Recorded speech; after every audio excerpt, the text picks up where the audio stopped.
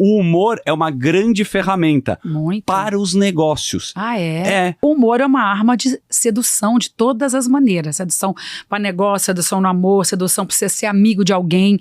O Jean, que me chamou para fazer esse programa, que é meu amigo há muitos anos. Jean. Grande Jean, que é meu grande amigo há muitos anos. A gente tem até uma coisa junto, quando alguém me apresentou para ele, e eu queria vender um programa na GNT que não tinha grana.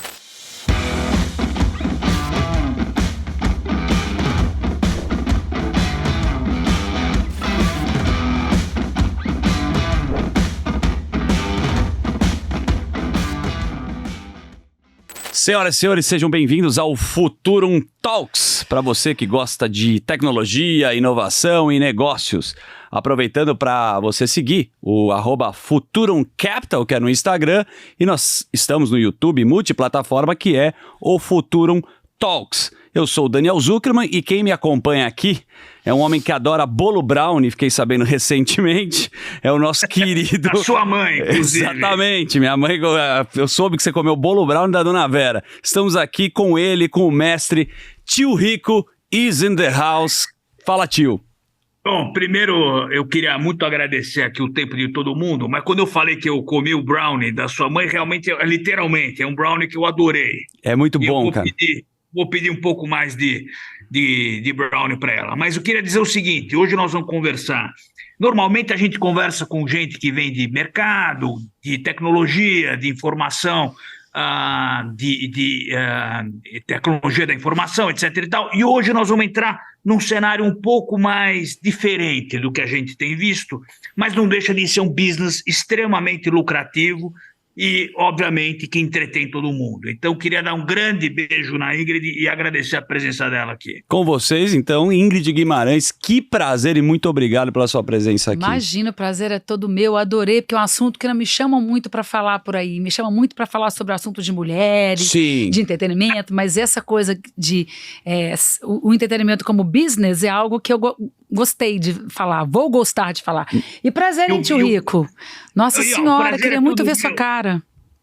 Olha, tem gente que me acha lindo, tem gente que me acha pavoroso, tá? Eu perdi alguns quilos, eu deixei de usar agora cinto e aquela porra que eu usava em cima. Como Suspensório.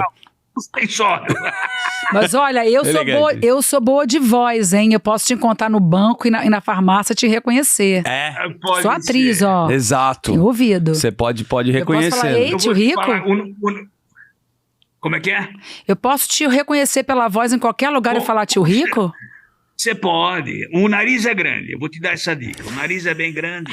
Eu tiro o selfie com você na hora. E divulga no Instagram dela que bomba. Mas, você sabe quando a gente faz aqui o podcast, pra mim eu tenho uma teoria que o podcast começa quando a pessoa começa a conversar aqui. E é muito mais agradável que a gente começa a saber bastidores da sua vida. Então, sem gravar, você falou, não tem muito a ver com o negócio, mas a família Guimarães, acredito eu, que a sua mãe é advogada do petróleo e a sua irmã trabalha com family office. Minha irmã é CEO de uma empresa de family office, a Loki. A Loki Gestão do Rio, e agora abrimos em São Paulo. Olá. E ela é igualzinha a mim. Ah, é? Então todo mundo, ela conta que as pessoas entram naquelas reuniões para falar daqueles milhões e todo mundo falando, isso é você... Ué, você? Ela, não, eu sou irmã, coitada.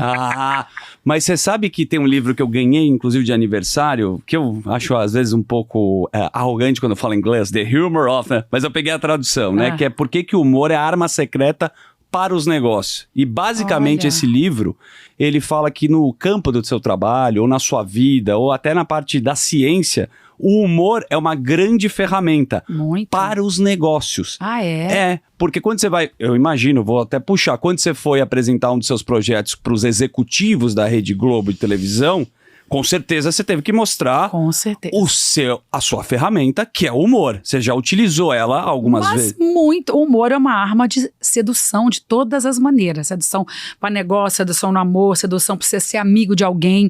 O Jean, que me chamou para fazer esse programa, que é meu amigo há muitos anos. Grande Jean, que é meu grande amigo há muitos anos. A gente tem até uma coisa junto, quando alguém me apresentou para ele, e eu queria vender um programa na GNT que não tinha grana. Tá. E era um programa super legal, que hoje em dia se fala muito disso, mas na época era muito revolucionário, porque se falava sobre o outro lado da celebridade, que no fundo, quando todo mundo acha que a gente tá glamorizado tomando banho de espuma, a gente tá numa van fazendo xixi Perfeito, num negocinho, copinho plástico, parando em qualquer posto. Sim. E a gente fez um programa sobre isso, que a gente pegava o artista famoso e ficava sem glamour nenhum, e pegava uma pessoa comum e mostrava que ela vai muito mais ao salão que a gente, ela pode programar um casamento. Eu não posso programar um casamento se eu quiser casar? Sim. Eu não tenho tempo. Vai que eu vou estar fazendo uma novela na data. Exatamente. E aí, enfim, eu contando tudo isso para dizer que quando me apresentaram para ele, a nossa missão era ir em várias empresas. Legal. Até a gente conseguir o patrocínio da Natura. E eu fui me especializando nessa coisa de vender. Exato. Através do humor. Agora mesmo, na Amazon, eu tive uma reunião com um cara mais poderoso, que era de uma outra área, e aí quando acabou, eu falei, cara, me especializei nisso, porque quando você faz o outro rir de cara, Assim. automaticamente a pessoa já relaxa. Humaniza, baixa a guarda, né?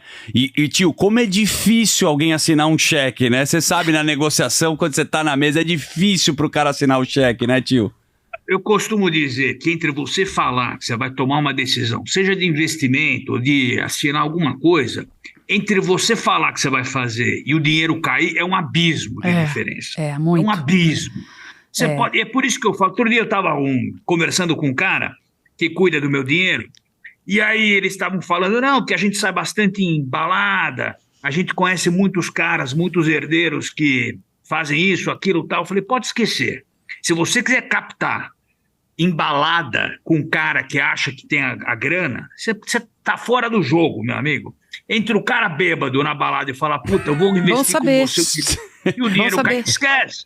Que isso é uma péssima característica de algumas pessoas que tomam álcool, no meu caso também, que eu fico muito rico. Então, quando eu bebo, cada um tem uma característica. Tem gente que fica mais violenta, tem gente que muda a sexualidade, cada um tem uma característica. Eu gosto de pagar as coisas pros meus amigos, e o que ele tá falando faz sentido. Na hora que você tá bebendo... Não pagou porra nenhuma. Mas porque eu não bebi o suficiente. Aí no dia seguinte, aí você gasta uma champanhe cara e o cara nem lembra. Você fala, pô, puxei o saco do cara, o cara nem lembrou. Nem sabe quem é, né? Mas você sabe que eu tinha uma técnica, quando eu também pedi muito patrocínio para teatro, né? Lógico. Eu vivi de teatro durante muitos anos. Sim. Eu fiz, inclusive, uma das peças de maior sucesso do Brasil, que foi o Cócegas.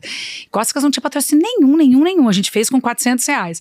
Mas depois as pessoas ofereciam patrocínio pra gente.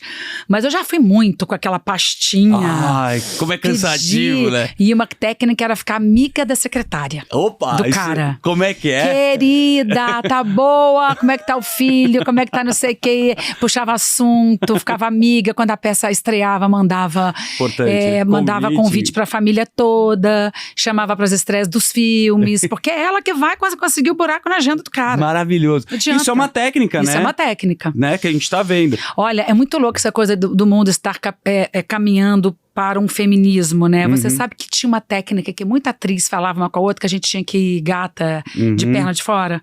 Isso. Olha que louco isso. Pensar Sim. que hoje a gente nunca pensaria nisso. Mas na época eu tenho a roupa de pedir patrocínio. Tem uma roupa... Olha que louco. Na época, né? Numa época que a gente também entrava naquele sistema que ia de saia. Olha que... Eu me lembrei agora desse... Deu um flash. Mas a gente vai falar sobre isso também. Mas é interessante você tocar nesse assunto Cócegas. Eu assisti sua peça, que é uma coisa assim... Fenômeno, né? Uma loucura. Cara, a parte de improviso, a parte orgânica, a sinergia, né, que vocês têm e tinham no palco, é uma coisa assim que, lotou estádio. Eu tô 11 anos. 11 anos em cartaz. Você imaginou 11 anos? Não, mas é impressionante. A mesma peça. E aí acho que um detalhe também, que é uma ferramenta também, a gente tá falando do humor, mas é também saber escrever, né? Isso é pra o cara que é ator, atriz, que trabalha na área artística, você ter o poder de escrever é uma grande ferramenta. Eu acho que é mais do que uma ferramenta, é uma liberdade. Né? Eu acredito que você só chega assim em um lugar muito de você ser dona da sua história quando você consegue escrever. Eu, por exemplo, a minha história foi toda essa. Eu só consegui começar a me dar bem na vida, ganhar dinheiro quando eu fiz a minha história. Olha lá. Mas isso é interessante. Eu queria entender um pouco melhor que dos anos 80 você se mudou de Goiânia para o Rio. Né? E você começou a atuar no teatro nos anos 90 e não parou mais. Não parei mais, Então, uma porrada de peças que vieram a fazer muito sucesso, novelas, filmes. Conta um pouquinho como é que começou isso, como é que foi esse início. Eu fui de uma geração que se ganhava muito dinheiro com teatro. Certo, lógico. Fui de uma geração que se ganhava, né? Hoje já é mais difícil, assim. Pulverizou, né? Pulverizou, o público é mais, aquilo que a gente falou, nichado, né? Então, assim, o meu pai era jornalista, depois abriu uma agência de publicidade em Goiânia, era um cara que se formou no Rio de Janeiro, trabalhou na Última Hora com Samuel Weiner. Ele contava que o Nelson Rodrigues estava na mesa do lado. Então, meu pai era um cara mais artista. Imagina, minha mãe, ela tem 75 anos, até hoje ela é sócia de um escritório de petróleo. Ela é uma das maiores especialistas mulheres de petróleo no Brasil. Olha que legal. Incrível. Continua trabalhando. O meu pai era jornalista, se formou no Rio e era apaixonado pelo Rio de Janeiro e tinha esse sonho de trazer as filhas para estudar em escolas melhores. Então, aos 13 anos, eu já era uma louca obsessiva para ser atriz. E ele, muito inteligente, escrevia muito bem, ficava na minha cabeça, faz as tuas coisas aqui. Aí, ele já me incentivava a fazer isso em casa. Não tinha teatro em Goiânia, não tinha aula de teatro em Goiânia. Era tudo. A menina dançava balé e tocava piano, né? Isso tem colégio de freira, né, gente? Ah, tá. Imagina. Eu imagino Imagina eu no colégio de freira. Então, meu pai era um cara que eu também acho que essa coisa do incentivo à criatividade é muito importante na criança. E ele parava um churrasco e falava, faz a tua peça aí pra todo mundo ver. Parava de servir a carne. Então, a gente acha que isso é bobeira, mas eu me lembro daquele momento de domingo que eu tinha que ter uma peça e apresentar pros amigos do meu pai. Legal. Então, meu pai sempre foi um cara muito, vamos mudar pro Rio. Ele começou a ficar muito bem, porque ele teve uma das primeiras rádios jovens de Goiânia. E ele tinha uma agência de publicidade que foi muito importante. Aí ele acabou ficando muito, muito bem de vida em Goiânia. Aí ele resolveu trazer, continuou trabalhando lá, voltando de 15 em 15, e botou a gente numa escola boa e eu fui tentar fazer teatro. Fui naquele Tablado, que para quem não conhece é uma escola muito famosa do Rio de Janeiro. Que impressionante quantos artistas passaram por lá, né, no Tablado. Né? E era dificílimo de entrar. Aí fomos pra fila pra tentar, eu não conseguia, não sei o quê. E o meu pai era aquele que ele focou na minha carreira. Ele falava, você vai conseguir. E eu nunca fui o padrão físico da menina da época. E ele sempre me incentivou a escrever. Engraçado, ele escrevia muito bem. O meu avô era juiz. Olha isso. Olha a minha família. Não, mas como você vai linkando, né? O meu avô escrevia muito bem. Eu me lembro de cartas do meu avô e mandava livros pra mim. Então eu comecei a escrever, e aí uma vez ele falou, minha filha, tem um curso aqui que você pode fazer. A gente começou a catar, porque você, quando você vem de uma cidade menor, você não é amiga de ninguém, você não conhece ninguém, você não tem um cara rico da boate. Não. Nem isso você tem. Nada. Pra puxar o saco, você não sabe nem que boate que o cara que vai te dar emprego vai. Verdade. Você não tem contato. E aí ele viu, ele via no jornal os cursos, ele falou, tem um curso aqui com o Domingos de Oliveira, que era um grande diretor de teatro do Rio de Janeiro, um dos maiores, que fez grandes filmes, também um puta cineasta, e eu fui lá na Tijuca fazer o curso do cara, e fazia vários cursos separados, e quando acabou o curso, ele falou, tô montando uma peça com a minha filha sobre o adolescentes. E eu quero que cada um traga o seu diário. É a Mariana, essa Confissões peça... Confissões de Adolescente. Confissões de Adolescente foi um dos maiores fenômenos dos anos 90. Tem livro, né? Tem livro publicado, teve série na televisão. A série da TV, ela é baseada... Não, baseada não. Eles compraram os direitos da peça. Que com a Débora Seco, Mas o elenco original era eu, a Mariana, a Carol Machado, a Patrícia Perrone, depois entrou a Gabriela Duarte, fez, e depois entrou... Todas as atrizes do Rio de Janeiro, Débora Seca, Ana Dickman, todas passaram, a gente ia crescendo, deixava de ser adolescente. Lógico. Bom, corta, ele falou, tragam os diários de vocês. E eu tinha uma história que eu nunca tinha contado pra ninguém, que eu fumei maconha pela primeira vez e saí com uma toalha amarela na cabeça. Que é um clássico essa história. Clássico essa história. E eu não contei pra minha mãe. Aí eu contei pra ele falou, escreve isso, mas escreve assim, não pense em nada, só deixa. Aí eu peguei, contei, mostrei, ele falou... Esse texto é muito bom, não vou mexer em nada. Aí ele falou, faça dos seus esquetes o seu mundo. Olha isso. Ó que frase. Isso eu nunca esqueci. Nossa, me arrepiou. É a frase que me leva pra vida. Faça da sua história, o seu mundo. Incrível. Fale da sua vila, né? Que já é já é um clássico de grandes escritores falam isso. Então, aí eu botei... Foi um grande sucesso essa peça, foi fenômeno. A gente viajou pelo Brasil, eu comprei o meu primeiro apartamento com 23 anos com esse dinheiro, que eu voltava com aquele bolinho. Sim, da bilheteria. Da bilheteria, né? E eu morava com... Aí meu pai tinha cabeça de empresário. Todas as meninas ganharam dinheiro na época, a gente era muito novinha, tinha 17 anos, saíam comprando carro... o meu pai dizia, você não vai comprar nada, você vai continuar morando aqui em casa, você vai guardar esse dinheiro pra você comprar o seu apartamento, porque um dia, quando você não ganhar dinheiro, você vai ter um apartamento. Olha isso. Então, tudo também é como te... Né? E Não, eu lembro que eu tinha um história cofre incrível. que meu pai trancava, falava, você não vai gastar. Dito e feito.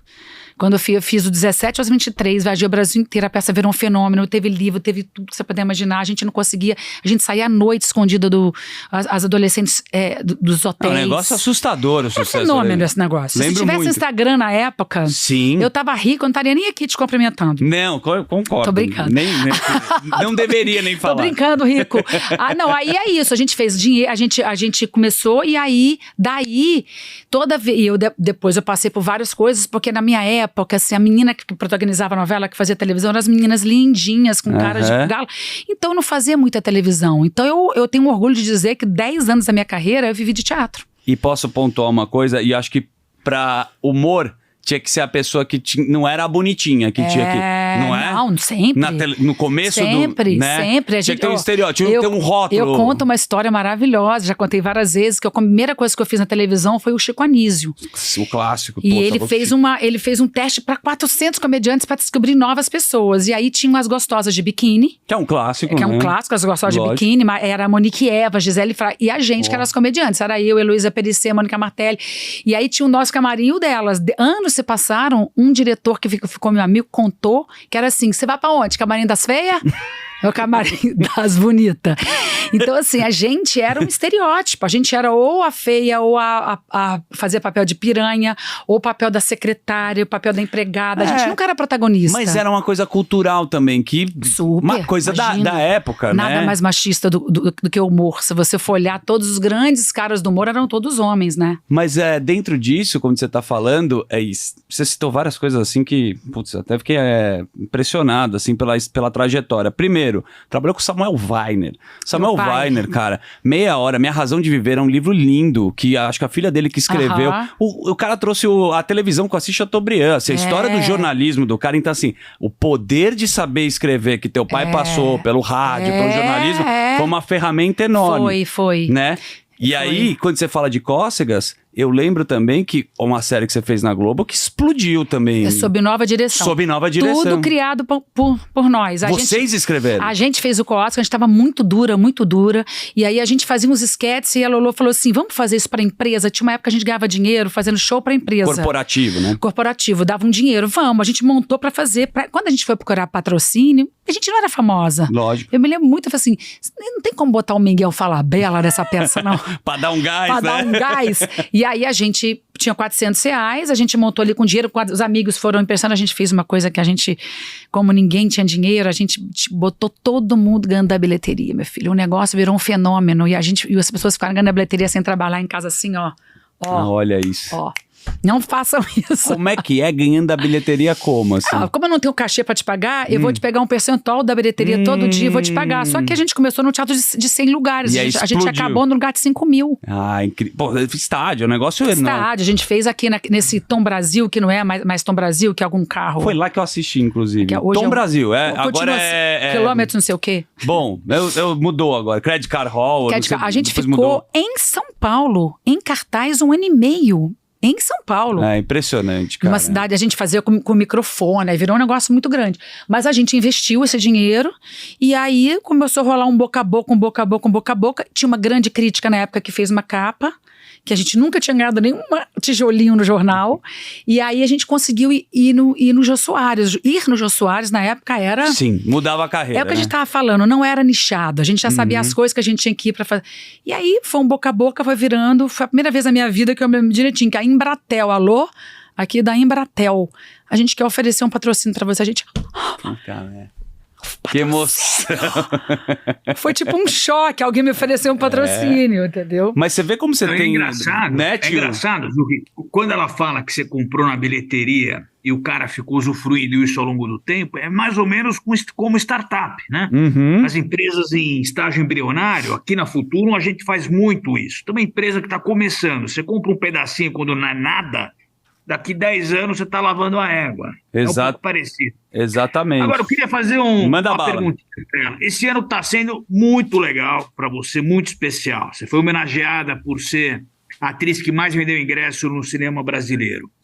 Então, porra, assim, parabéns pela conquista, porque é um negócio que é 1 em 1 milhão. Né? O que você atrela a esse grande feito? A sua resiliência, ao bom humor, como é que você enxerga isso? Eu tive uma sorte, porque o filme que eu estourei foi um filme que, na época, era uma história que as mulheres estavam esperando para ouvir, que é sobre a mulher, sobre o orgasmo. De pernas pro ar. De pernas pro ar. Então, foi um divisor de águas na minha vida, né? Então, eu falava sobre vibradores, sobre mulheres que nunca tinham gozado, e principalmente, a gente acha que o filme é só sobre isso, vocês que trabalham com negócios, tinha uma coisa lá, que ela era uma mulher que... Trabalha com negócios, a gente Falei mais dele, né? Sim. Mas que falam muito desse mundo corporativo. Não, quando você falou dos negócios... Desse mundo corporativo. Quando você estava falando quando trabalha com os negócios, você estava falando de pernas pro ar, eu achei que era o nosso negócio. Não. Mas tudo bem, pode seguir. Não, mas negócio que eu digo A gente assim, trabalha com esses negócios. Não, é porque ela, a personagem, era do Sim. mundo corporativo. Sim, e ela trabalhava para alcançar um lugar na empresa que ela trabalhava. E uma certa hora ela foi mandada embora e ela resolve abrir, ela muda de negócio e abre uma empresa de sexy shop e fica rica. Então todo mundo lembra do filme como se fosse um filme sobre mulheres que gozam e vibradores. A quantidade de mulheres que até o filme tem 10 anos falam pra mim que resolveram mudar de carreira por causa desse filme. Olha isso. Falava, eu trabalhava numa empresa, descobri através do filme Carne Feliz, fui fazer uma coisa de massa, que era uma coisa da minha família, de massa. Cada hora me conta uma história. E resolveu, e se descobriu que o sex shop era um grande negócio. Eu me lembro que eu dei entrevista para várias revistas falando de como o mercado de vibradores cresceu, triplicou com o filme. Então eu dei muito essa sorte, estar no lugar certo na hora certa. A Glória Pires que foi chamada, então ela negou. É uma sorte também. E é uma sorte também. Mas eu também estava preparada. Eu costumo dizer que a nossa vida é igual a vida de atleta. A gente tem que estar treinando para na hora que chamar a gente para a Copa do Mundo, a gente está treinado. Eu estava ali, eu tentava fazer cinema há 10 anos e o cinema é desse tamanho. Pegar um papel de protagonista, né? Cara, eu já tinha feito cinema assim, papel lá atrás. A gente que era comediante era muito coadjuvante. É difícil pra caramba. E eles não tinham arriscado ainda colocar uma comediante para protagonizar, fazer um papel de mulher casada normal com filho. E aí eles arriscaram em mim, achando que iam dar 500 mil espectadores. Eu lembro direitinho da gente brindando. Se der 500 mil, nós somos vencedores. Por quê? Que família brasileira tradicional que vai querer ver uma mulher gozando no jogo de futebol do filho. E aí entra que eu acho também um mérito que também é meu, que você perguntou, o que você acha que você fez? Porque eu sou uma pessoa que as mulheres não se assustam comigo. As mulheres querem ser minhas amigas. É verdade, você tem um lance mesmo, de uma proximidade. Aquela assim. que a menina da porta ao lado, assim. Sim, mas é uma coisa Gente, eu não tô falando isso pra me exibir, eu tô falando isso de pesquisas que já fizeram quando... Mas a gente sente isso. Porque é uma coisa meio de Goiânia, que eu tenho muita irmã, eu tenho muita prima, eu cresci muito com mulher na minha vida, minha família só tem mulher. Então, eles falam muito que eu também fiz de um jeito que era muito familiar, assim, eu não era a sedutora que gozava, era uma mulher muito comum. Eu gosto muito de fazer mulher comum, porque as mulheres comuns não eram aquelas atrizes lindas das novelas. As mulheres comuns... A vida real, né? A vida real. Óbvio, às vezes sempre colocam um estereótipo, um rótulo, mas é legal quando você consegue humanizar. E eu fiz questão de fazer uma mulher que trabalhava com filho, que ficava ali na dúvida, e tinha essa velha questão que é dividir. A minha geração foi aquela que tentou equilibrar prato com marido, filho e trabalho, e teve burnout, né? Pra cacete. E detalhe, eu acho que sobre isso, né? É sobre isso. Detalhe, você tava grávida, você tinha acabado de ter filho. Eu tava com 3 meses de bebê. Você fez um filho. Você fez um filme com 3 meses carregando amamentando com o vibrador do lado, uma coisa que nem combinava. Ô, tio, daí é boa atriz mesmo. Mas eu agarrei a oportunidade, falei, esse papel é meu, a minha cara. Eu era aquela mulher que tentava equilibrar tudo. Eu era aquela mulher. E depois que eu fiz, né, foi 3 milhões, quase 5 milhões. Quando foi virando o negócio, eu falei, agora eu vou fazer cinema. E aí eu comecei a entrar como coprodutora, comecei a entrar como autora. Entrou pro business mesmo. Entrei pro business da história. Eu comecei a entender o business do cinema, comecei a conversar, ficar amigos dos distribuidores. Aí eu sou uma produtora um pouco de cabeça, mas eu tive que ser pra poder sobreviver. Sobrevivência, Se né? eu fosse esperar o telefone tocar, amor. Ah, mas ele toca, né? Com o teu talento, uma hora toca. Agora, A gente é que liga. Ele não toca, Mas não. só- Eu tive que ligar. Mas uma hora o seu telefone tocou, agora a ele Embratel toca. já ligou, a Paris Filmes está aqui, É, a turma Paris- agora. Quando você dá essa virada de jogo, que eu acho que é interessante até as pessoas saberem, cara, fazer cinema Porra. é difícil pra cacete. Olha. Você tá concorrendo hoje com o streaming, com filmes, né, que já são lá de fora. Meu então Deus. é difícil o hábito das pessoas Vou até te entrar lá, falar, viu? né? Hoje fazer cinema no Brasil é um ato de resistência. Como Né? dizia meu amigo, é um ato de resistência. Porque agora a gente compete com o streaming.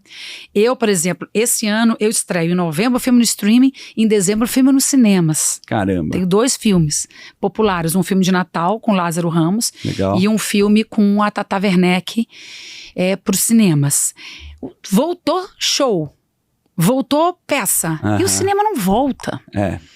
Ainda não voltou. Mas não tem comparação, cara. Você assistiu no cinema Não tem. um filme Não e tem. com todo respeito à plataforma que é legal, mas você pegar a pipoquinha, aquele telão, o Não hábito. Não tem. Não tem, Nossa, cara. Eu tenho uma- um sonho da minha vida de voltar, porque eu era uma pessoa que os meus filmes lotavam e meu grande prazer era ir nas sessões lotadas. Ah, isso deve Eu ser ia incrível. muito no subúrbio, que é muito mais legal, né? Uhum. Muito mais legal você assistir um Sim. filme de comédia no subúrbio. Ver a reação do público. As pessoas são muito mais animadas. E eu ia assim, apagava a luz, eu ia, acendia, eu já tinha saído.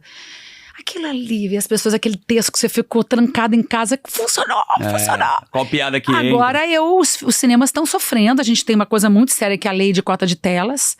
Porque eu sofri uma coisa interessante. Porque eu fiz Pernas para 1, 2 e o 3 eu entrei como coprodutora. Tá, O que quer dizer coprodutora? Você só fica rica no cinema se você investir dinheiro no seu filme. certo.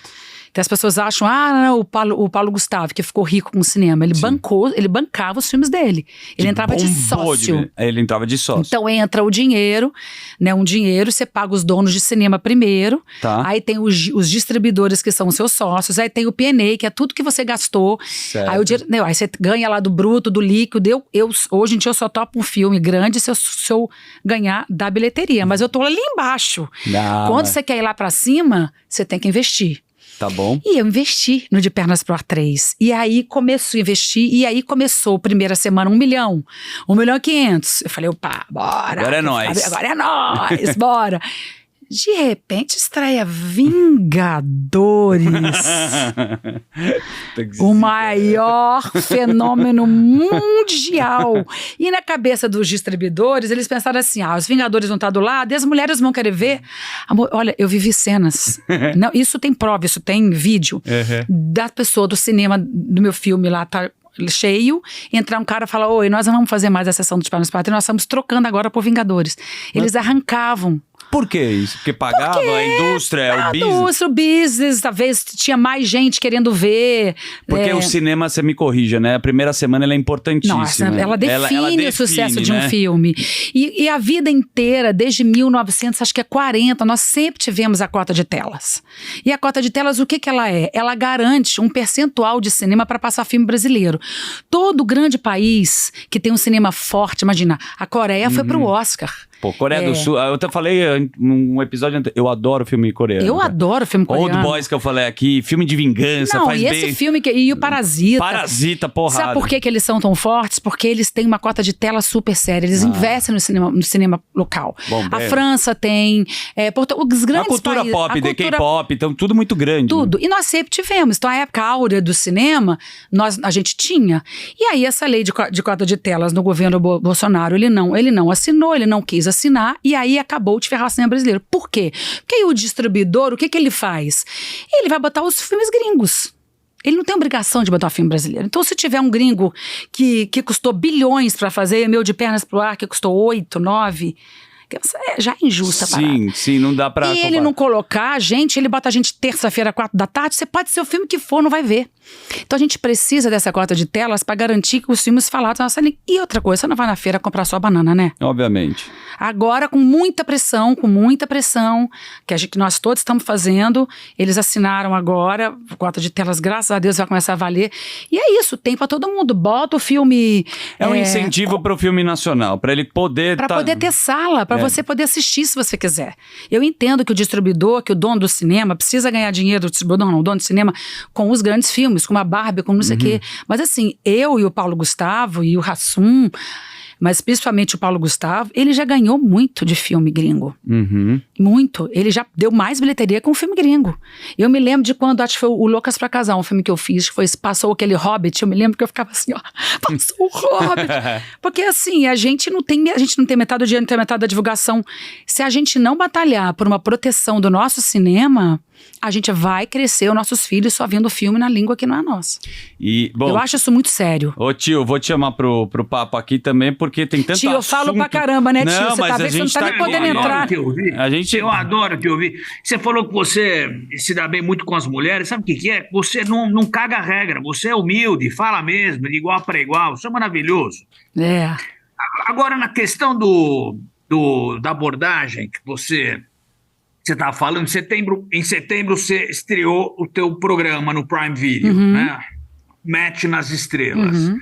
Conta pra gente como foi a produção disso aí, e eu queria entender um pouco melhor a grande diferença entre produzir um programa feito por um streaming ou algo feito por um canal aberto como a Globo, por exemplo. Como é que você vê essa diferença? O que Conhece? paga. Dinheiro. Dinheiro? Foi o dinheiro? Impressionante, assim. A produção da Amazon é inacreditável. É um programa que se você for assistir, você vai falar uau. Era, sei lá, 200 pessoas envolvidas. Câmera pra cacete. Assim, eles têm grana pra investir. Eles pagam por um filme 18 milhões. É original, né? Tipo, Os originals, né? 18 milhões, 20 milhões. Um filme no cinema. Eu já fiz filme de 6 milhões, de 8, de 9, com 10 é tipo, conseguimos, porque é o filme que você capta, né? Tem, claro que tem dinheiro bom, né, que eles chamam, mas tem as famosas leis que são tão demonizadas, que as pessoas nem entendem direito o que é e de onde vem esse dinheiro, que não sai do mesmo dinheiro do povo. Mas, enfim. O dinheiro da produção da Amazon é o quê? Você imagina? Você tem... É uma coisa... Porque assim... Eu acho que é de lá de fora, né? Só pode ser. O valor, você sabe o quanto foi uma produção? Nem te fala, mas pelas câmeras... De filme eu sei que eles pagam, às vezes o filme custa 18, 20, 17 milhões, é assim, o que eu ouço dizer. Agora eu fiz um filme de Natal que eu não perguntei, mas agora eu vou fazer 2 filmes no ano que vem e eu já sei mais ou menos quanto custa, porque quando você tá escrevendo, você tem que pensar no dinheiro que você tem, né? Perfeito. Se você não pode escrever a lua... verba que você tem de produção. Você tem a hora de escrever. E eles têm dinheiro, eles têm um padrão de qualidade que é realmente incrível, né, passa-se por muita gente até chegar até você. Você tem uma burocracia ali gringa que você tem que remeter a eles aprovam o dinheiro, eles dão um green light, eles têm que saber tudo. Eu tenho um contrato chamado Overall. Not chique. Que seria... Overall é um contrato que algumas pessoas lá fora têm e que só eu e o Lázaro Ramos temos aqui no Brasil, que é tudo. Eu sou contratada exclusiva deles. Chupa pra quem não acreditou, porque ela tem overall, né? Pra quem negou um cheque na peça... Me negaram um cheque, eu tenho overall. Né? Quantas portas você bateu, agora é overall, filho. Mas assim, a gente tá brincando, mas é Match nas Estrelas, né? Que o tio falou. É muito grande. É um reality de relacionamento, né? É um reality de relacionamento com signo, que é uma ideia deles, é um original Amazon. A ideia é muito legal. Cara, é genial, porque isso viraliza de uma forma assustadora. Todo mundo, né, tio, quer saber o signo do cara pra se relacionar. Você vê até em rede social, em TikTok, as pessoas... Quando eu boto coisa de signo... É uma coisa assim, assustadora. E é muito legal, porque... Meu signo é Câncer. E você? Chora pra cacete. E você chora muito? Sou Sagitário. Morro de inveja desse signo. Eu sou libriano. É meu ascendente, deve ser muito legal. Eu sou. A gente é muito legal, né? A libriana é muito gente boa. Um pouco indeciso. Mas você sabe que isso é uma técnica de chaveco na minha solteirice, né? Porque no sul da Bahia, tio, você deve lembrar, nas festas que você me levava em Trancoso, você falava, não, Sunset, falava, não, que signo que você é? É o primeiro papo que você tem quando você tá solteiro. Com mulher, então, mulher adora. Sabe. A mulher fala libriana, você fala, nossa, é decidida, é empoderada. Me dá um abraço pra gente fazer essa troca de energia maravilhosa. Sentir a Bahia. É uma técnica, mas, né? Mas assim, o libriano, agora eu tô entendendo um pouco de signo, é um dos maiores sedutores do zodíaco. Ah, é? Libriano, eles chamam promoter do zodíaco, ele gosta de gente. Eu sou Câncer com Libra. Então eu gosto de gente e choro. Vou lá e choro. Porque tem ascendente. O ascendente é super importante. O tio é um inferno. Falam que Gêmeos não é muito... Ninguém gosta de Gêmeos, gente. Por quê, cara? Eu não sei. A minha irmã é Gêmeos, eu adoro ela. Bipolar. São super comunicativos, eu acho eles super legais, mas dizem que quem se relaciona amorosamente diz que fica mudando de ideia, né? Sim, o tempo inteiro. Mas tem uma coisa... Bom, se você pegar signos também, tá na cultura de todas as religiões. Você pegar na cabala judaica, tem essa relação. Mas eu gosto também quando o cara faz ligações assim familiares, sabe? Da árvore. Então, esse signo, esse programa Match nas Estrelas, ele é assim, você tem uma pessoa solteira e ela sai com 4 pessoas. Tá. E aí tem o signo, todos os signos. Ela sai com pessoas de signo diferente e depois vem uma astróloga e faz a tal da sinastria. Ah, que junta Que junta. E aí ela fala assim, você já beijou todo mundo, tá? Exatamente. Você já beijou todo mundo. Tá bom. Depois você beijou todo mundo, ela fala assim, a sua sinastria, que é o seu mapa com o dele, você tem que combinar o mapa das pessoas. Com ele você tem 15% de dar certo, com ele você tem 90%, com ele você tem 60%, com ele você tem 50%. Muito e bom. aí, você vai escolher quem? Só que às vezes o cara que você gostou de beijar tem 15%. Então você fala, você vai escolher pelo coração ou pelos astros. Essa é a dinâmica. E eu falei tudo isso para dizer que essa sinastria você também pode fazer com o filho. Eu fiz com a minha filha. Eu não indico fazer com mulher quando está casada há muito tempo. Eu falei, a mulher me ofereceu, a Papisa, que é uma astróloga maravilhosa. Papisa. Falou, você quer fazer com o teu marido? Eu falei, agora? Cara, porque... Eu tenho 19 anos de casada. E aí você descobre que não dá certo. Eu que falo, a água e a terra gente, não por que valem. não avisou antes? Mas é interessante isso, porque você tem ligações familiares, às vezes você vê coisa de filho que você nem sabe, de educação, né? É bem bacana. Mas assim, voltando à história da Amazon, o Tio Rico, a estrutura é muito incrível, né? Ao mesmo tempo, eu acho que a Globo, eu tô falando que assim, eu fiquei 19 anos na Globo e eu saí da Globo 3 meses depois, eu tava na Amazon. Eu fiz uma mudança assim, e eu saí numa época da Globo que ainda nem tava todo mundo saindo. Você era contrato ou era por obra? Não, eu era contratada há 19... Não, eu era contratada há 19 anos, né? Sim. Que era um overall também ali, Sim. né? Mesma coisa no fundo. Então eu tive que tomar essa decisão. E eu tomei essa decisão de sair da Globo muito por causa dos filmes. Porque na época o cinema, assim como toda a cultura estava acabado, o cinema estava difícil de captar. Eu falei, vou lá para fazer cinema, os caras têm dinheiro para fazer cinema. Lógico. E eles me contrataram muito assim, a gente quer trazer um público feminino para o streaming. E é difícil, porque o streaming ele ainda é uma bolha. Sim. É assim, eu não imaginava que era tão bolha. É muito. Não, porque tem a quantidade que tem, né? A variedade que tem de streaming, de Pra possibilidade de filmes. você ter uma ideia, até hoje eu ando na rua, eu já falei 20 vezes que eu tô na Amazon, eu faço propaganda da Alexa, eu faço propaganda, eu sou garota propaganda da Amazon, já fiz tudo que você puder imaginar. Amazon.com, eu já vesti de azul 94 vezes, a pessoa não fala, e aí, Global? Ah, mas mas vai demorar para isso acontecer, eu acho. É um processo, de fato. Mas trabalhando na Globo há muito tempo, lógico, você tem uma carreira imensa lá. E também não é fácil. Tem uma coisa da Globo que eu acho interessante, por exemplo, o Kleber Machado, um talento enorme, ele foi mandado embora, a Globo manda uma carta fazendo homenagem pra pessoa. Parabéns, Kleber, o tempo que você tá aqui. E ele vai ter que seguir o jogo. Muita gente saiu...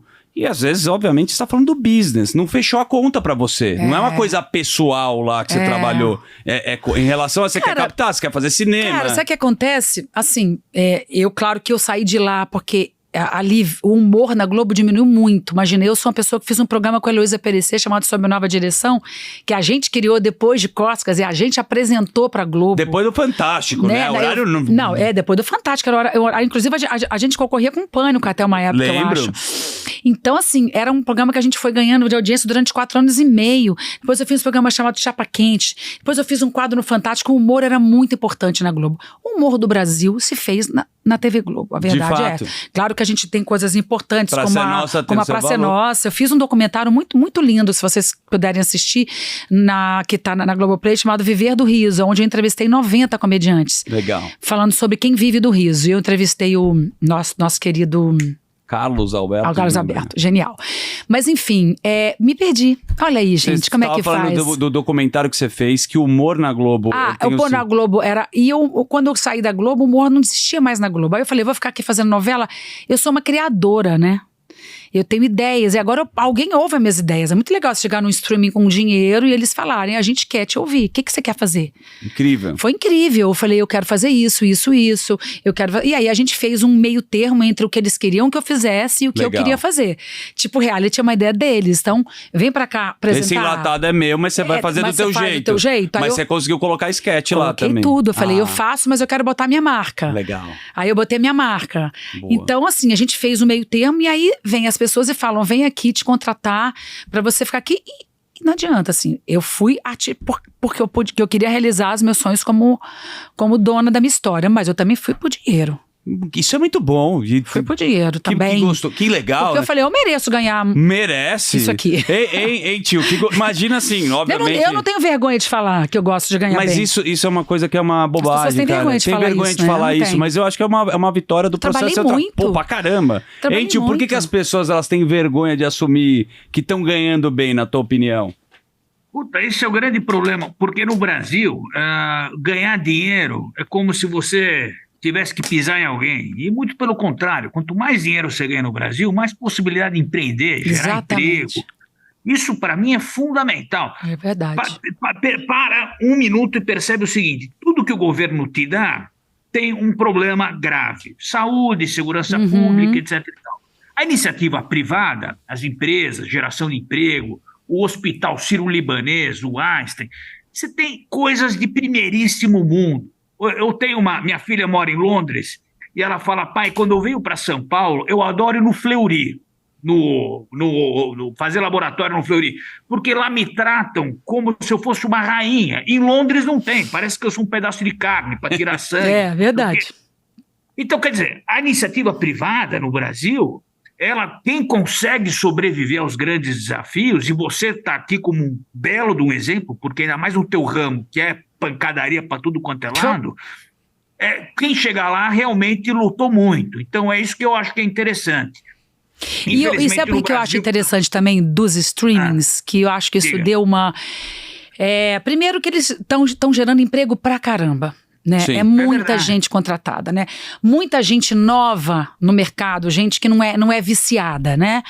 E eles... Esqueci que eu ia falar, você acredita de novo? Mas eu vou te ajudar. Me você ajuda. tá falando o que ajuda no Geração de streaming emprego diferente. no Brasil. São pessoas novas que não estão viciadas nos lembrei. trabalhos. Que o foco deles é contratar criadores. Ah, boa. Entendeu? Sim. Então, assim, eu que batalhei a vida inteira ali, com aquele papel da novela que você não conseguia fazer, eu já era uma criadora, mas não tinha espaço. Porque o cara tá 40 anos fazendo aquele trabalho. É lógico, entendeu? Né? Então eu ficava ali. A Globo, ela, assim, é uma mãe, tá? Quem sai da Globo sente a maior diferença.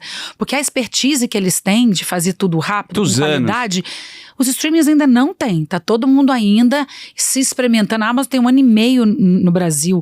Bate cabeça, tenta. Ninguém tem a expertise que a Globo tem. Mas tem isso. O interesse deles é contratar pessoas criadoras. Sim. Isso é que é muito Isso é legal. muito Então, legal. quando eu fui pra lá, eu fui, não...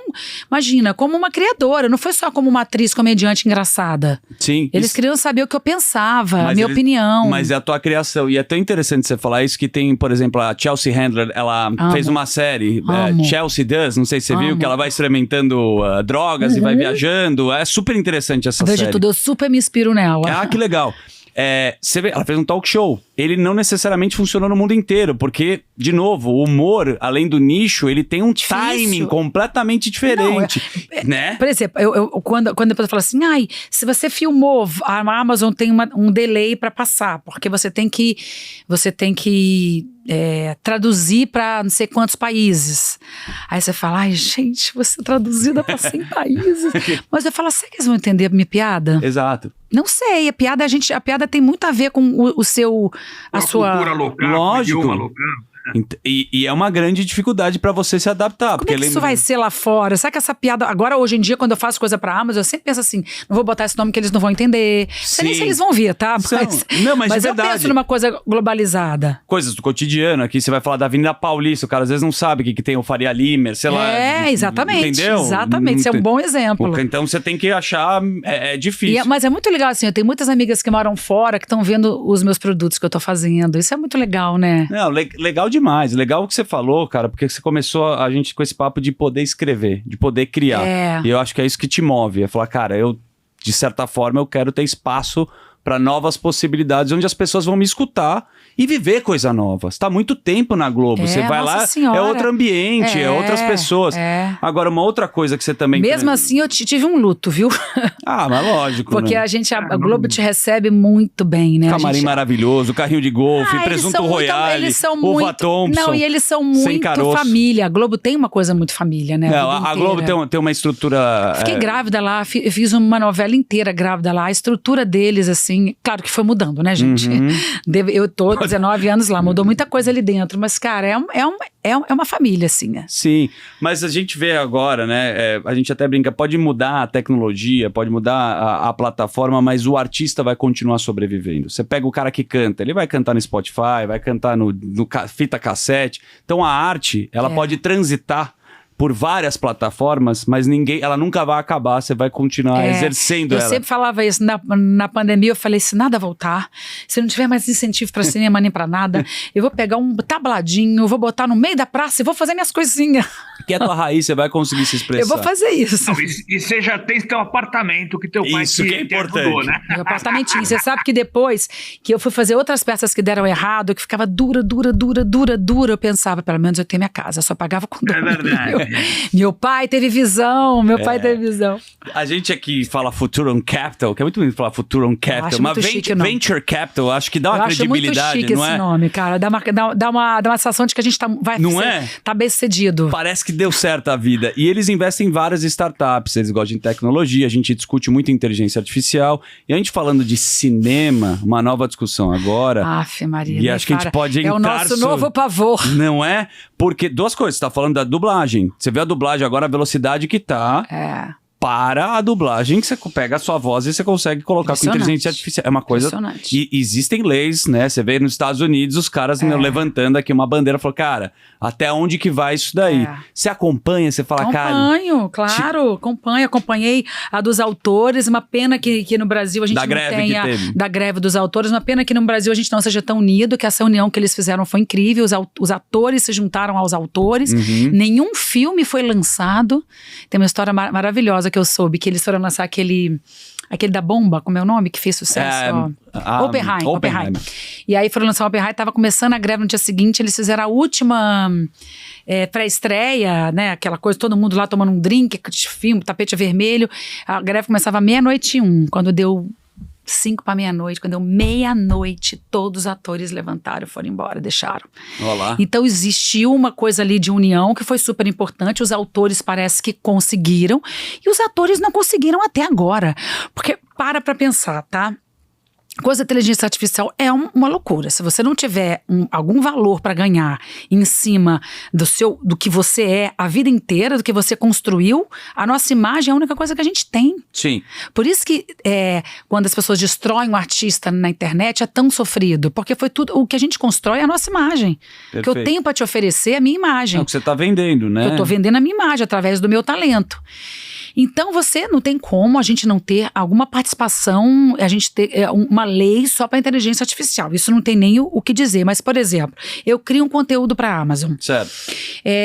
Aí eu mudo, saio da Amazon, acabou o meu contrato, eu vou para outra. Esse conteúdo é meu. Lógico. Se a Amazon quiser, ela pode usar o meu conteúdo, chamar outras atrizes e eu não vou ganhar nada? Então, mas funciona parecido como o seu contrato. Eu sei, mas, por exemplo, quando você assinou com a Amazon, você tem lá os seus direitos, o que você quis. Você negociou. O que eu quero, o que eu não quero ganhar X. Aí, eu acho que tem uma discussão também interessante, que estavam falando lá do Bruce Willis. Tem muita coisa que você não sabe que é barulho, não sabe que é verdade, que é mentira. Mas, por exemplo, se o ator não estiver mais presente aqui, tá? Pelo destino da vida, e ele quiser vender o direito da voz dele para fazer aquela deepfake, pegar a imagem do cara, isso ele pode vender, se ele quiser. Mas ele tem que ganhar para isso, ele tem que ganhar, você pode vender o direito. Ele tem que deixar assinado então, que ele gostaria. Então, você autoriza. O que está acontecendo, como a discussão como é uma coisa nova, quem não tá aqui, que foi o caso da Elis Regina, né, que colocaram na publicidade, a filha dela, ela deixou, eu acredito, ela autorizou lá para fazer a publicidade. Aí os filhos que tem que autorizar. Os filhos que tem que autorizar. Então, assim, é uma discussão que, ao mesmo tempo, o cara vai continuar se vendo a obra de um cara que você não poderia ver há anos pra frente. Mas precisa pontuar, precisa ter regras para isso. Precisa ter regras. Então, por exemplo, a família dessa pessoa tem que ganhar. Isso. Porque você vai ficar usando a imagem dela. Perfeito, mas é isso. A segunda coisa, o que você vai usar a imagem dele? Isso, pra onde? Artisticamente, o que você vai...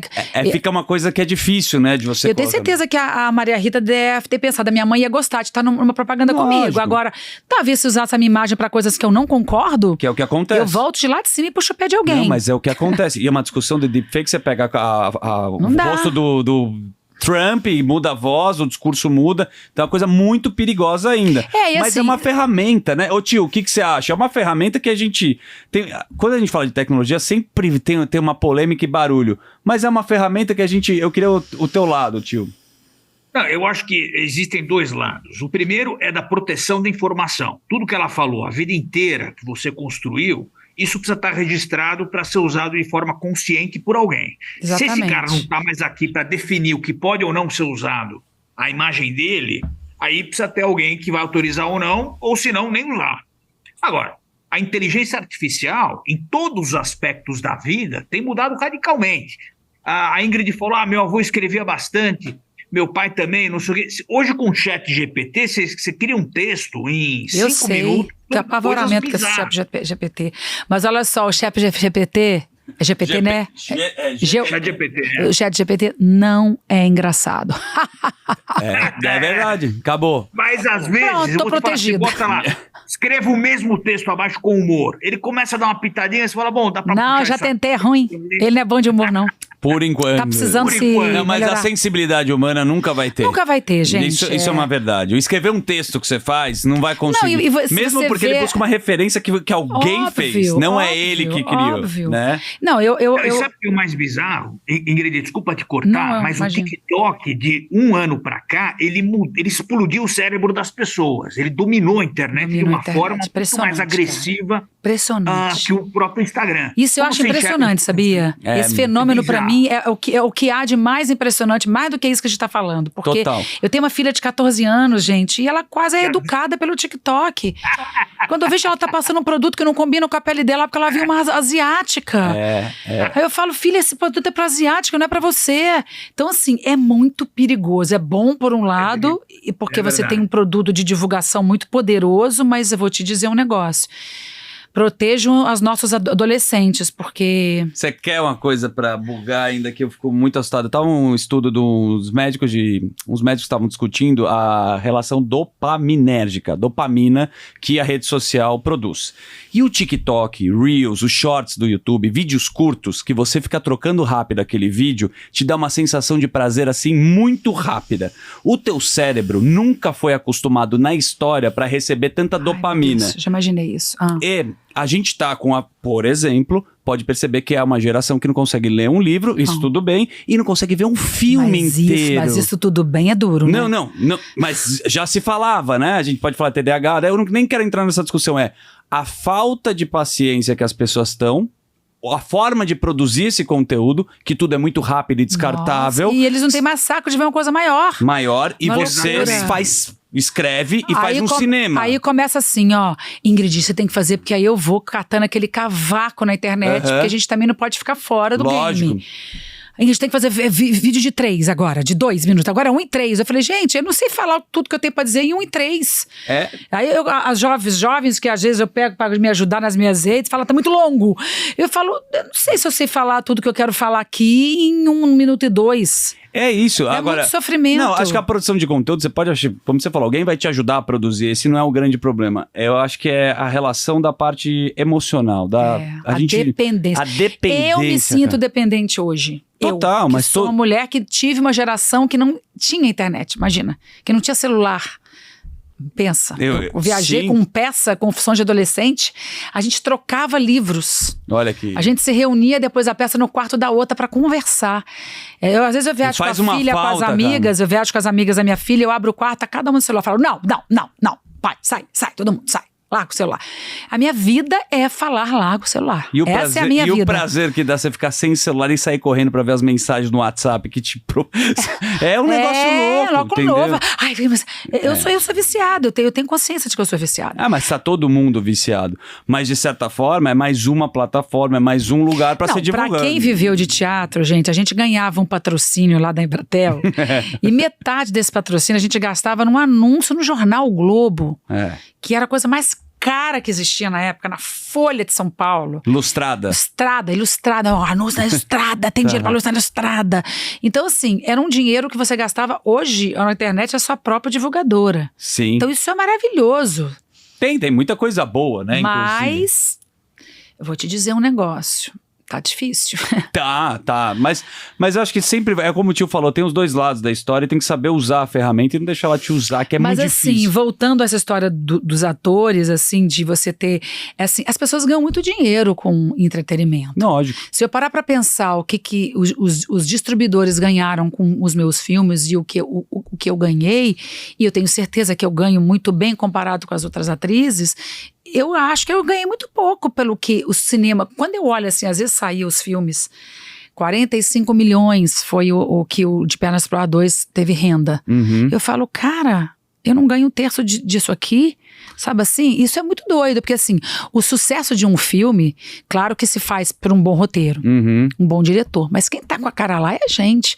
O nosso carisma conta, a nossa história conta, o nosso jeito de fazer conta, e eu acho que a gente não ganha o que a gente merecia ganhar de acordo com o bolo de quem produz. Mas é fazer tio vai fazer uma provocação junto comigo tio, provoca. Aqui, porque é o que você falou, é o cara que tá investindo. Então, assim, ao mesmo tempo, agora você como investidora... Mas muitas vezes muitas vezes ele capta esse dinheiro, que ele não tira do bolso dele, no meu nome. Mas você aceitou participar desse jogo? Eu aceitei, porque é o jogo que tem. É o jogo que Depois tem. Depois de muita batalha, eu consegui ganhar um pouquinho da bilheteria, e eu sou uma das poucas do Brasil que ganha. Isso aqui, Mas amor, você pode mudar seu jogo. O jogo Pode, cara, mas eu só te digo, assim, mudar o jogo de ganhar dinheiro, é por isso que eu ganhei dinheiro no teatro, porque era assim, era tudo meu, quer dizer, meu e da Heloísa Perissé, mas assim, você escreve, você produz, você ganha.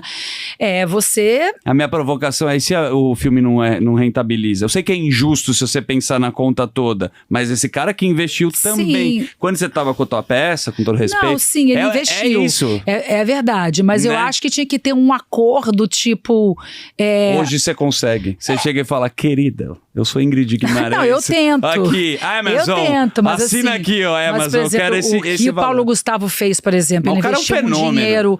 O cara foi um fenômeno. Se por acaso não tivesse dado errado, ele ia ter perdido muito dinheiro. Sim. Deu certo, ele ganhou muito dinheiro, mas assim, é muito dinheiro que você tem que investir, entendeu? E assim, o streaming, eu tenho um contato bom de overall, mas a maioria dos artistas, e eu também, você, somos agora... soltos, né? A gente não vai ter mais contrato, Você é chefe de você mesmo. Então assim, a cada produto que a gente faz, por exemplo, em um streaming e ele dá certo, o cara ganha só um cachê. Então, em relação ao autor, por exemplo, eu também acho o que eu não estou completamente, com todas as informações, mas, por exemplo, o que os atores estão pleiteando, por exemplo, é que eles ganham, por exemplo, eu estava vendo o valor em $0,50 de cada assinante. Certo. Entendeu? Eu acho justo. Mas é legal a discussão, até para equalizar. Porque você vai lá, ganha um cachê pro negócio. Minha filha vê Grey's Anatomy. Certo. Ela é viciada em Grey's Anatomy. É mesmo? Então eu vejo assim, gente, eu já vi Grey's Anatomy na Netflix, já vi Grey's Anatomy na Amazon, já vi Grey's Anatomy no Star Plus. Tá em tudo. O Grey's Anatomy tá em tudo. Eu falei, essas pessoas que estão aí, que estão... É a mesma discussão de novela. Existe uma outra discussão na Globo, liderados pela Glória Pires, que fez um movimento, Fagundes. Vale a pena ver de novo? Que é isso. Eu me vejo hoje em dia, não vale a pena, imagina ela que fez esse... E a gente ganha 3 mariola. Mas pra ficar repetindo. Gente, os dubladores, não é justo. Os dubladores do Chaves, eles gravaram uma vez, os brasileiros, e passam 40 anos. Não é justo, isso é o teu trabalho. Sim, mas aí eu acho que o contrato é leonino. Os contratos são leoninos. Eu entendo os autores estarem batalhando pela ideia deles e os artistas estarem batalhando por alguma parte, porque o streaming é muito novo. A gente não sabe como a gente está entendendo isso. O jogo, né? Lógico. Até porque o streaming, eles não estão investindo dinheiro do bolso, já é outra coisa, já é empresa grande, que vem de fora, né? Sim, mas se a gente parar para pensar, Ju, que a Ingrid falou, eu também tenho essa sensação de que o mundo está mudando muito rápido e eu não gostaria que fosse dessa forma. Agora, a gente gostando ou não, é um trator que está vindo. É que nem o e-mail lá no passado. Não gosto de e-mail. Foda-se. Tá vindo. Não gosto de WhatsApp. Esmagou o e-mail. E vem que vem. Então, acho que esse negócio de adaptação, o Einstein sempre falava, né, que o sucesso vem da capacidade de adaptar, né, a adaptação. Boa frase. Boa frase. Como é que é? Repita. O sucesso vem da capacidade de se adaptar. É isso aí. Exatamente. E é isso que nós temos que fazer, não interessa se tem 20 anos ou 80. Não, e o nosso mercado de entretenimento mudou muito rápido. Sim. Muito rápido. A velocidade. Uma velocidade enorme, com a entrada dos streams, com o fim da Globo, que é o fim da Globo, né? O fim dos contratos longos. A gente tinha uma vida muito tranquila, né? Sim. Primeiro que as novelas reinavam absoluto. A gente tinha três pessoas que concorriam com a gente. O SBT, Mas né, aí veio as plataformas, veio a rede social. Aí veio as plataformas. E mesmo dentro da plataforma, eu tô ali, assim, eu estreio um produto ali na Amazon.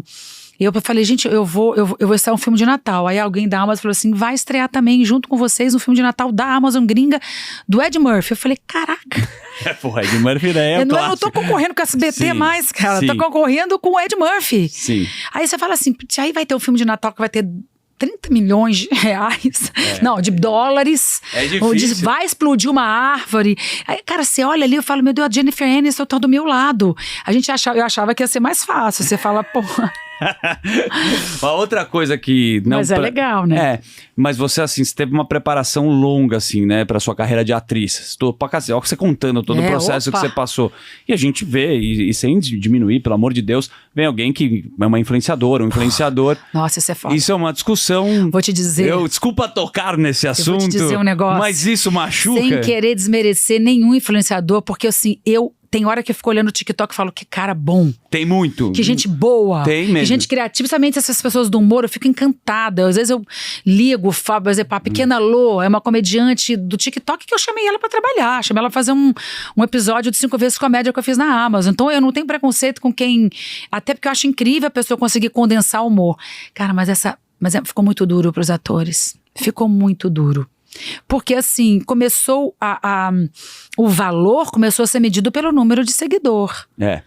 Então assim, eu já participei de reuniões onde tinham atores melhores do que aquele outro ator e as pessoas que fazem, os donos do filme ou da série, falam, não, a gente prefere esse, mesmo ele sendo pior do que aquele, porque ele tem mais seguidor. Você pega... Nós perdemos muitas campanhas para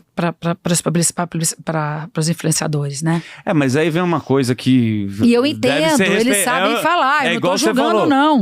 E também tem outra história, você tá contratando o teu filme, e aí é um questionamento. Você quer faturamento. Você fala, putz, será que esse cara vai levar mais gente? É uma coisa que eu ainda tenho dúvida. Por exemplo, quando eu quero lançar um filme meu, eu sou a primeira a falar, manda pra esse influenciador, bota ele pra falar do filme. Eu sou a primeira a falar, contrata eles, porque eu acho que eles comunicam, não adianta.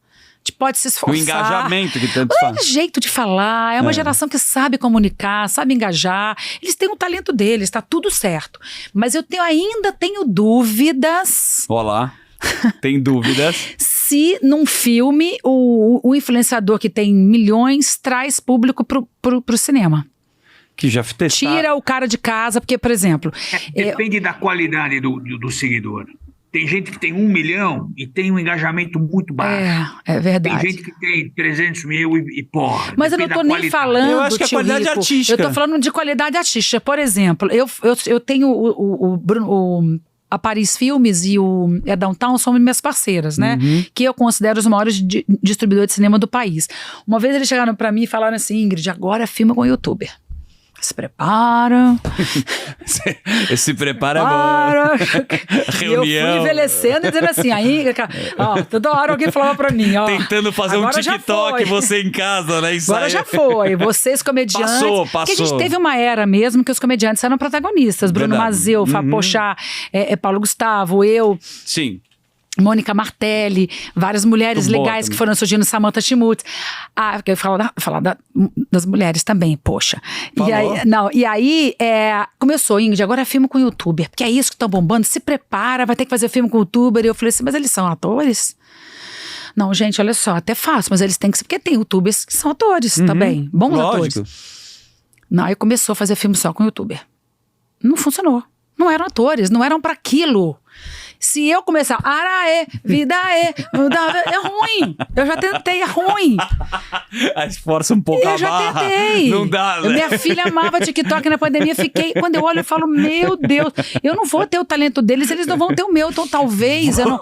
E eu você fez a dancinha, foi maravilhoso. É porque você quer participar. Quero participar. Mas não pode forçar a barra, cada um no seu... Eu não sei, eu já tentei. Você olha a rede social às vezes e te dá um constrangimento, até de queridos amigos, que você fala, amigos meus e eu não posso engraçado. Eu falo, Jesus. Tem vídeo. Aí a minha filha cresceu, quando era criança eu fazia com ela, ela falou, mãe, para de ser assim. Para de ser, Para de ser assim. Não precisa. Pelo amor de Deus, para de ser assim. Tipo, para, entendeu? Mas eu sou uma pessoa que eu gosto de me conectar com o jovem. Eu fiz um filme chamado Fala Sério Mãe, com a Larissa Manoela. Exato. E vou fazer outro agora que vai ter. E eu gosto de trazer o jovem, entendeu? Traz. E se o menino tiver muito seguidor com o público e for bom ator, melhor ainda. A gente junta as duas coisas. Mas eu gosto de ouvir o que esses jovens têm a dizer, eu gosto de entender o humor deles. E eu admiro, mas eu tenho dúvida se a pessoa que tá vendo eles lá, se ela gosta de ver só ali. Essa é a minha dúvida, não tô botando uma... Sim, o formato, aonde tá assistindo, Ou né? se ela fala assim, vou pagar ingresso pra ver aquela pessoa, pagar ingresso, entrar no cinema, entendeu? Ou se é a pessoa que gosta de ver só ali. Não sei, eu tenho dúvidas. É relativo. A época dos youtubers do cinema, poucos funcionaram, a não Sim. ser que misturava, né? Quando você mistura um bom ator e chama aquele cara pra fazer o papel que parece com ele. Sim. Né? O Felipe Neto fez a participação num filme que foi ótimo. Fez um personagem parecido com ele, ficou ótimo. Então, assim, não é que eu sou Não é contra, simples atuar, mas cara. é que não é simples. Fazer comédia Sim. é difícil pra caramba. Você depende de um bom texto, você depende de uma piada. Interpretação. Você depende do time. A hora de editar, se você edita errado, a piada fica sem graça. Total. Posso falar uma coisa? Que é agradável te conhecer dessa forma mais íntima nessa entrevista e passou rápido demais. E eu falo muito, né, gente? Mas o outro rico, tio Rico tá com horror de mim, com certeza. Não, é muito gostoso. Vai me queimar pra todo o mercado eu peço gentilmente que você volte mais vai vezes. me queimar pro mercado financeiro. Não, é mais gostoso fazer assim. Ei, tio, que delícia, hein? Tio Rico, você não fez nenhuma pergunta, né, gente? Eu sou empolgada de falar disso. Não, mas é muito bom. Adoro te ouvir. Por mim, ficava mais 2 horas aqui. Ainda mais com esse cabelo maravilhoso que você trouxe. Entendeu? Queriam que eu botasse um fone. Ah, gente, não tem condição. Sem fone. Aliás, nós vamos arranjar fone pra mulher agora, quando vier com cabelo, nós vamos mudar essa porra. Mandar um beijo enorme pra sua família, que a gente vai investir na Family Office. Vai na Loki. Gente, a Loki, olha, vocês estão de bobeira. Tio vai assinar um cheque. Tio, como é que chama a sua irmã? Desculpa. Sigrid Guimarães. Sigrid. Google pra você ver. Sigrid. Google aí, Sigrid. Sigrid, coloca no Google. Sigrid Guimarães. E bota a cara dela, não tem parece como, né? Você. Não, dá pra colocar a cara. Bota a cara de Sigrid Guimarães.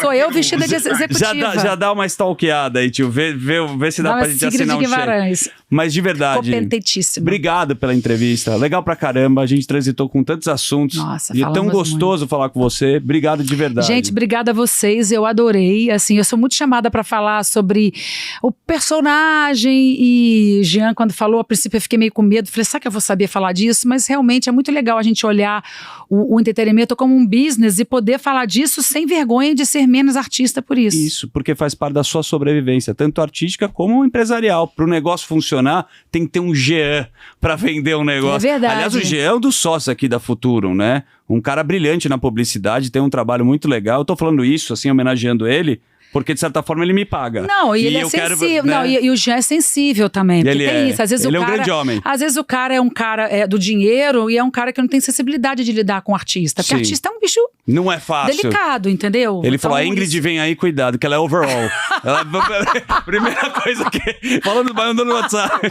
Ingrid é overall. Cuidado que ela... Não, e eu desejo que as pessoas assistam esse podcast, porque eu acho que eu desejo que os artistas sejam cada vez mais empreendedores e donos da sua história. Incrível, que tenham a sua liberdade, igual você criou a sua. Exatamente. Futurum Talks, Ingrid Guimarães, semana que vem tem mais um convidado especial, mas se você acha que acabou, a gente ainda vai ficar com as perguntas da audiência, que a gente faz dessa forma fechada. Estávamos ao vivo? Estamos ao vivo. Nada, não dá nem pra cortar. Não dá nem pra cortar. Será que eu vou ser demitida, gente? Não, de forma alguma.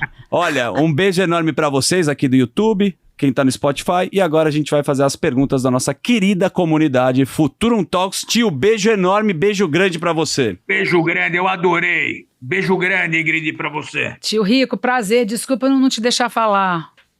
Imagina, que isso.